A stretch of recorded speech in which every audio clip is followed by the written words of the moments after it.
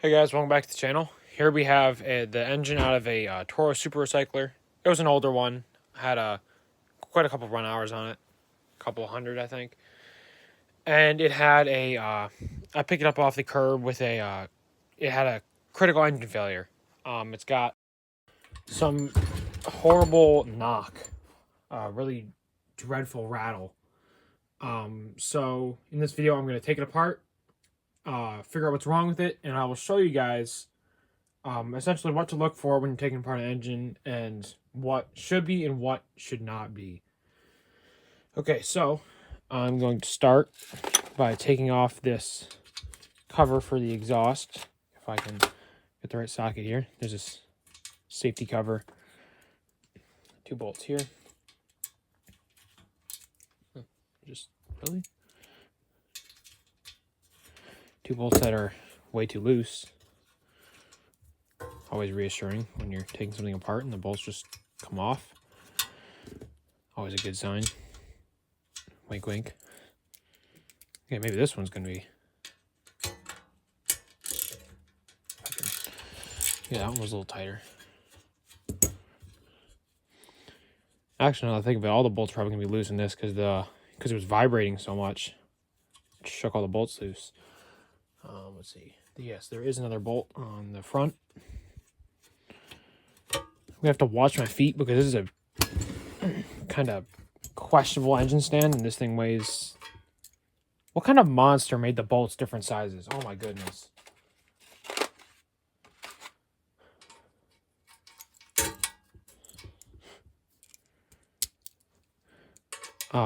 Anyway, yeah, so as you can see, a little bit questionable, and this engine weighs 15 or 20 pounds, and I'm barefoot, so hopefully I cannot break a toe or a foot while doing this. You know, live life on the edge.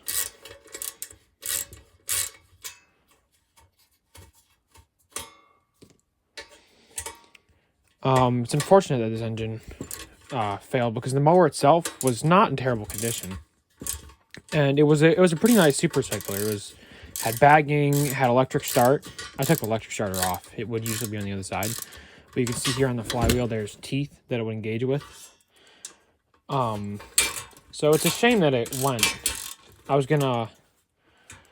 hoping to fix it up and sell it for a couple bucks, so someone else could get another couple good years of use out of it, but its previous owner missed a couple oil changes, considering it was like sludge when it came out. Oh yeah, speaking of which, I have drained all the oil out of this, so as to not cover my basement with oil. So let's see here. Now, let's put the camera on the top here. There are 2 exhaust bolts. I will take those off. I might need an extender for that.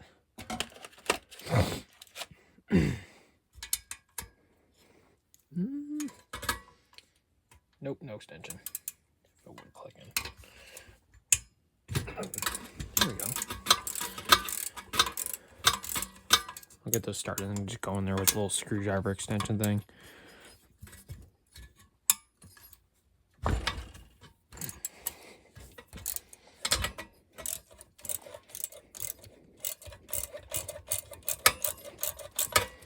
Okay, switch to the screwdriver thing. This is like the most questionable, crusty socket set ever. This is the one that's usually outside in the garage, but I don't feel like getting my nice socket set, which I showed off in one of my first videos on this channel. It's the red one. I didn't feel like getting it all covered in oil, so let's see, there's another bolt down here.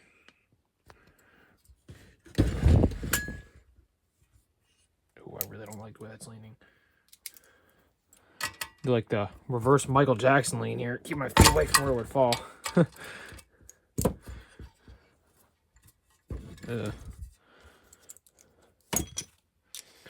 See, I have a nicer engine stand, but that one's it's been taken up by the John Deere engine that I fixed in a previous video.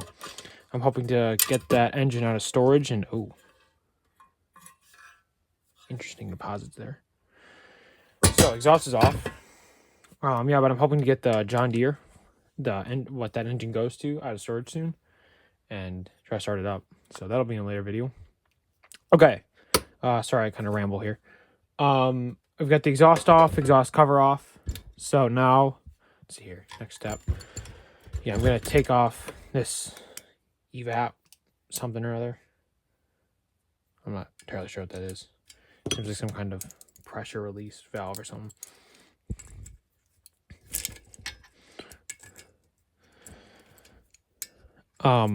So just so you guys can see what's under here, I'll take that apart.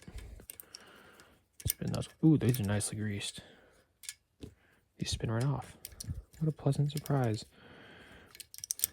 When I got this engine, before I blew it all out with an air compressor, it was a total fire hazard because it's full of grass clippings. Some kind of clip that holds that on. Yeah, there's like clips on there. Oh yeah. Okay, flathead screwdriver. This might be absolutely the wrong way to do this, but I don't really care. Engine's toast anyway.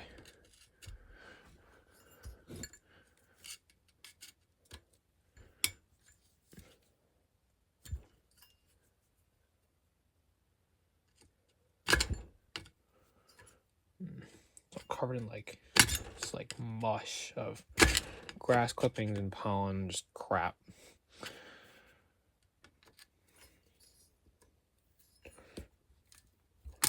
Oh, there it is. Oh, this is some kind of like flange. I've seen these before. I've seen these before on other engines.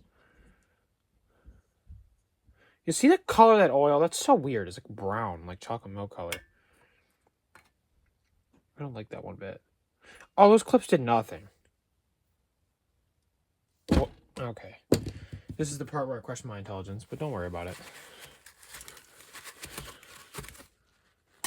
There's a reason I'm not teaching you how to do algebra. Okay.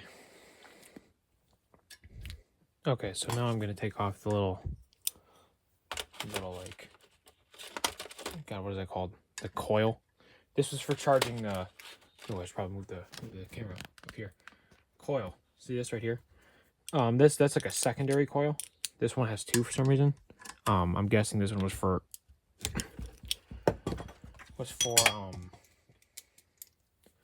charging. There was like an onboard battery that was for charging, not charging, it was for the starter, and that was up near the near like the controls and the handles.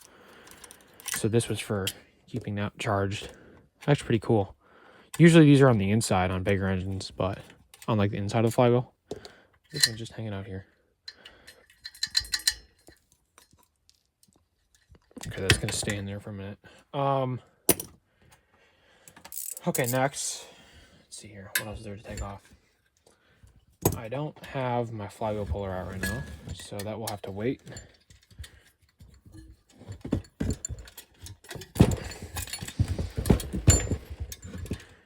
I'm going to very scientifically remove this little linkage just for the governor.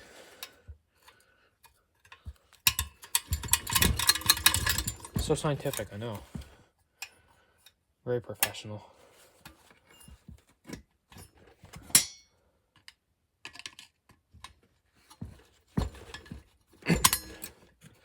What on earth? You just slide right out. I don't understand.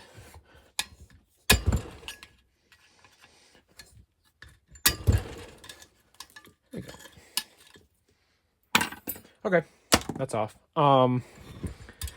There's all these like funky linkage bits over here. Just had an overly complicated carburetor system. You know, engineers. It's what happens when engineers design engines instead of mechanics.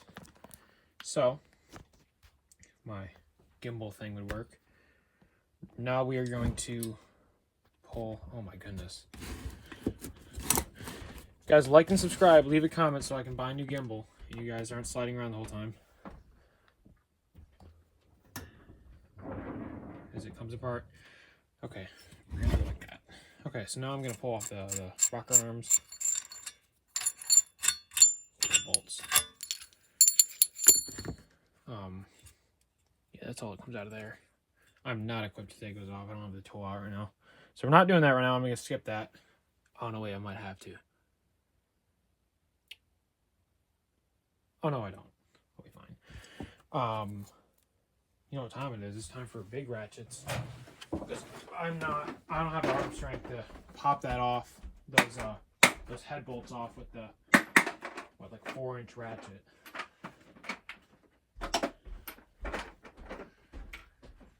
Extension. Yay, big ratchets. Hooray. My favorite.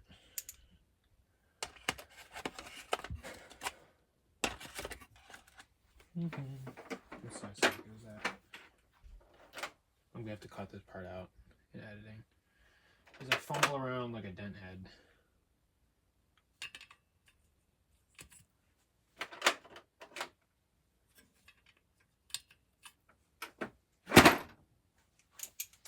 Okay.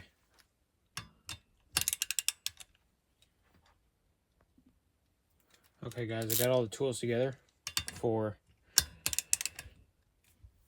on the head. So now, off come the bolts.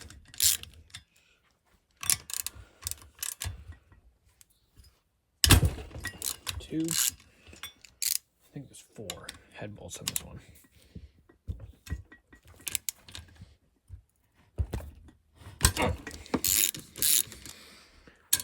One more. I'm just breaking them loose because then I'll pull the ratchet off and just use my hands to loosen them. Man, how am I going to do this? What on earth?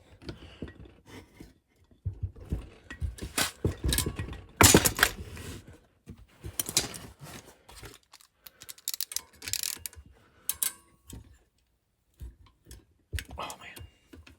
Why is this one in particular so tight?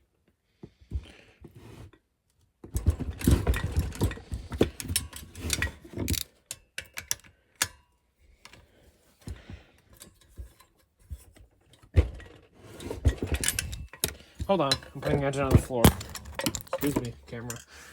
Oh, man. I guess I know I'm very professional. Oh, there we go. Man. Whew. That one was really tight. Weird. Okay, we're back. Grab the extension. Just gonna turn them out with my hands here.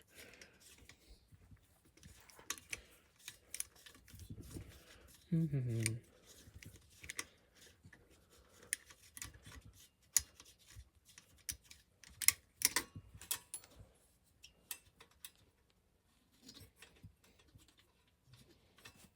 these are really stiff. It's weird. All corroded. This one's nice. The one that was problematic is nice and smooth.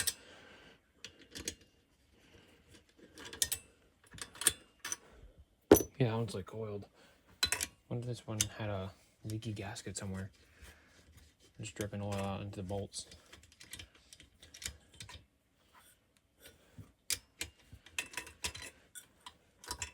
More.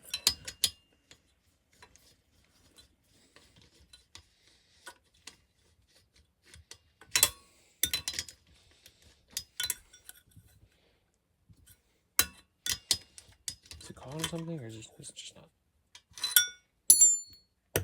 Okay, now I'm anticipating there being. Yep. There's always something. It's this bracket right here. Not that one, this one. Just had to get that bolt out of the way there.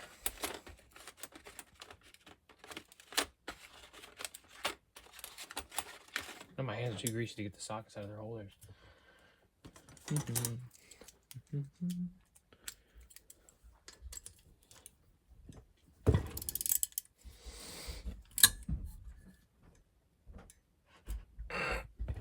Oh my goodness.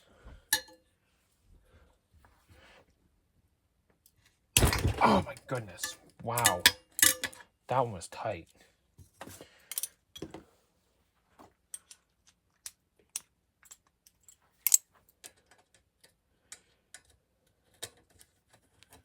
Okay.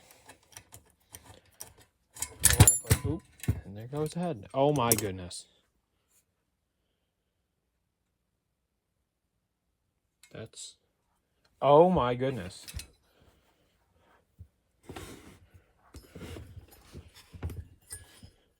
Wow, that is really questionable. Look at that, guys.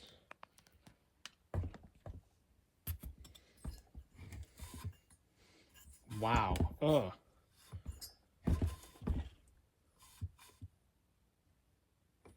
That is... I'm surprised. That's worse than I thought it would be. Oh, this is the pipe that goes... That was a crankcase vent. This little thing is a crankcase vent, I bet. That makes sense. Something like that. Alright, so as you can see, our valves are egregiously dirty. As is our head, and it's also rusting. So... And look at that intake. Ugh. That's disgusting. Yep, this one's definitely going to the scrapyard. Okay.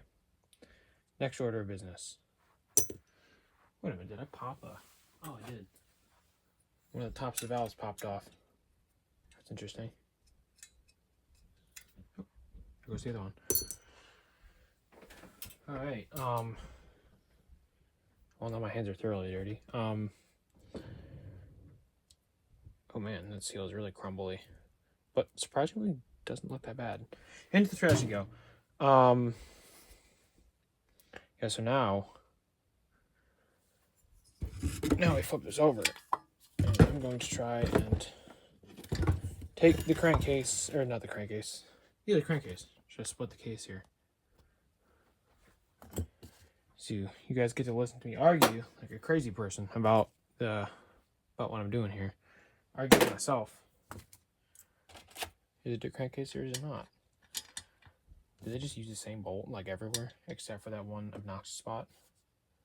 I think they did. Oh yeah.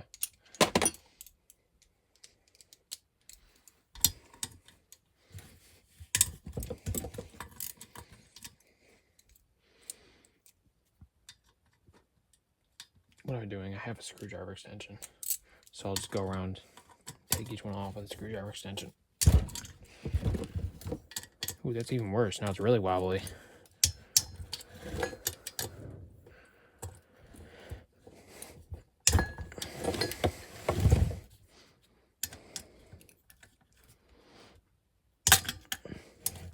Crack each one.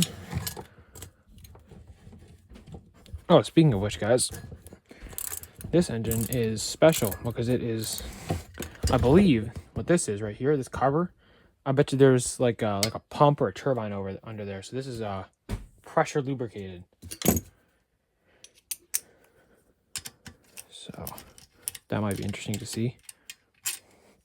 I didn't expect an engine of this size to be pressure lubricated. Usually big ones, like the one I did in my other video, are pressure lubricated. Nothing this size. So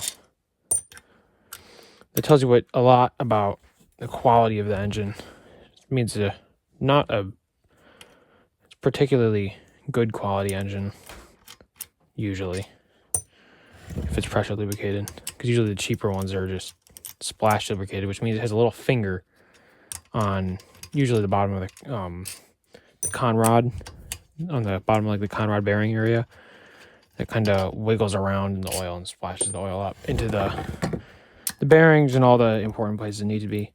Not particularly well, but it kind of goes through the motions. Let's see here. I got all the bolts. So now comes the part when... Oh, man. Ooh.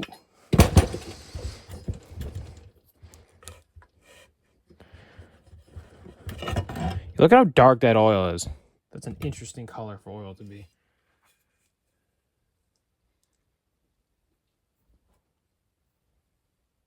That's funny. I don't think. Oh, it was. I was dripping oil.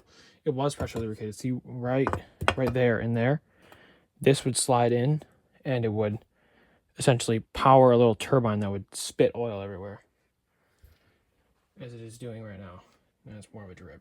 So I need to go get paper towels, which I had. I don't know where they're at. Here they are.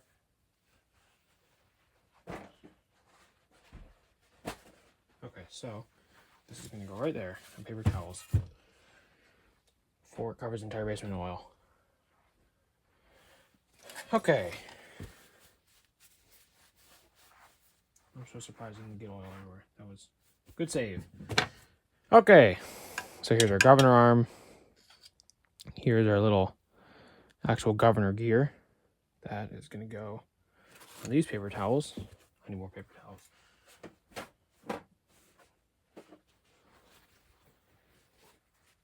This is our timing gear. What? Plastic lifters. That's new. I've never seen that before. Huh. Here's your timing gear. What's interesting to me is this all didn't seem that bad. I don't know what that knock is from. That's funny. I don't know what that was. That clanking. I did a short about it. It was clanking. Well, let's find out. Oh, I'm going to pull the... My money is on it was a rod knock, and that bearing on the bottom of the crankshaft, or the con rod, has gone. And the rattle you were hearing is the... was the con rod essentially banging around on the... on the crankshaft. But we're about to find out.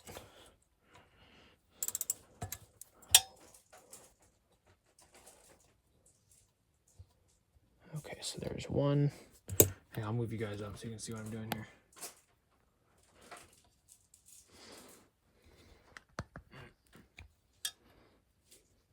There's that. Good enough for government work. Except this doesn't work, and I'm not part of the government. As far as you guys know.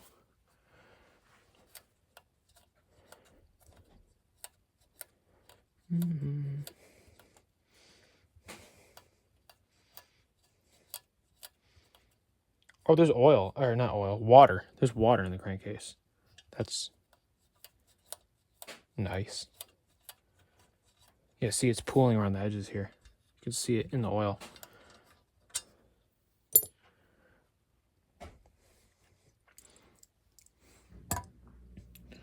Oh, I gotta turn this now so the other bolt comes around. There she is. Other bolt is right there.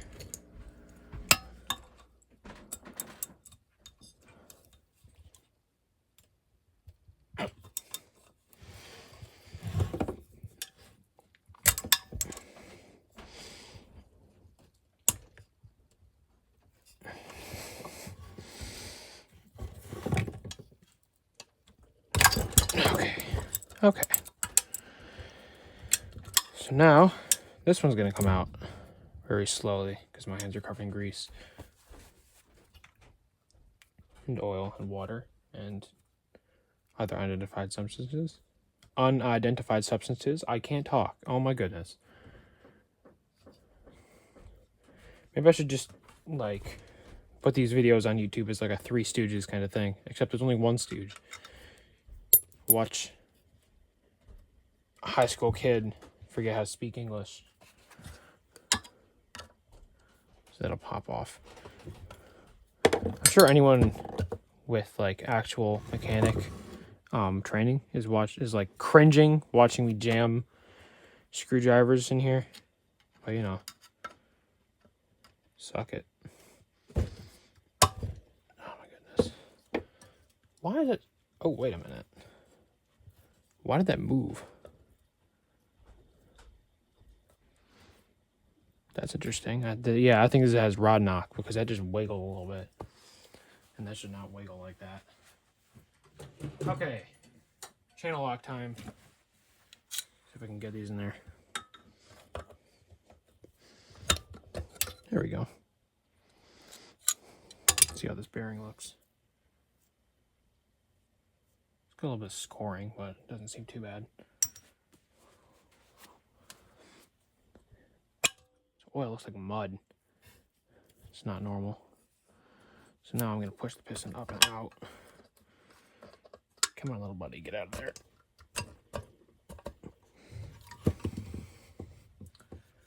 Get out of there. Come on. Ugh.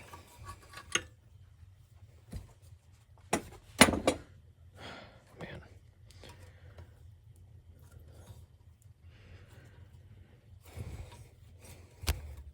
Oops, sorry, I just got elbowed you guys.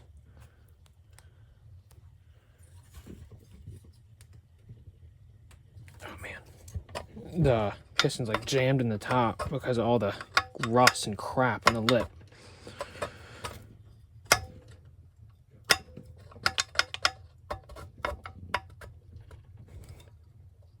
Oh man.